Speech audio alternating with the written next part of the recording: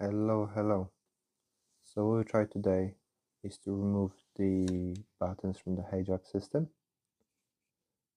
On the side of the button there's a little notch. They can use something sharp to actually apply a little bit of leverage and pull the button out. You can use this tiny screwdriver or something. In my case I just use whatever I had. You could also do this more likely when the unit is in the car. In my case I just need to scan this and then do some modification to it, so I had to take it out, but it's a little bit sketchy to do work on this. So here is a little close-up video showing how the button is assembled. So you can see there's like little notches, there's like a little lineup, and that's how you push your little Sharpie in the hole, and then you can unlock the buttons. And then the rest of the buttons is just straightforward to follow through, where you can apply this method to every single button as you go along and just like remove it. I think this could be easily done on a car. And when this is on a car, behind those buttons you're gonna have like the spring, like a spring switches at the back, so your buttons shouldn't fall back in.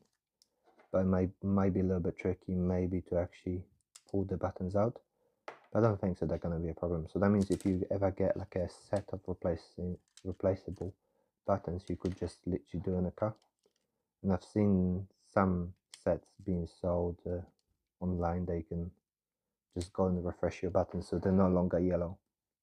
In my case I quite like the actual aspect of yellow because the dash and other stuff is yellow, so nicely goes with the trend.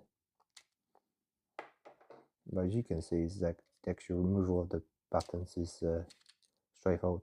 And I think the bottom ones, the white plastics, that can be changed between the different slots, so it shouldn't be really a problem if you misplace housings for the buttons in different slots, as long as the buttons are placed in the same location. The bigger ones are quite easier to take out compared to the smaller ones. Yeah, I thought this job will be way harder than what it is, but it's actually quite simple. There was no stress, no struggle, and I think you could easily replicate this yourself at home if it needed to be.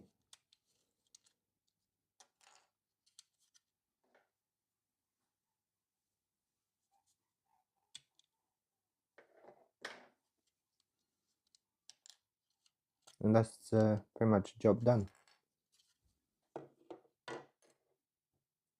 Just one more close up to just give you like an idea how this looks like.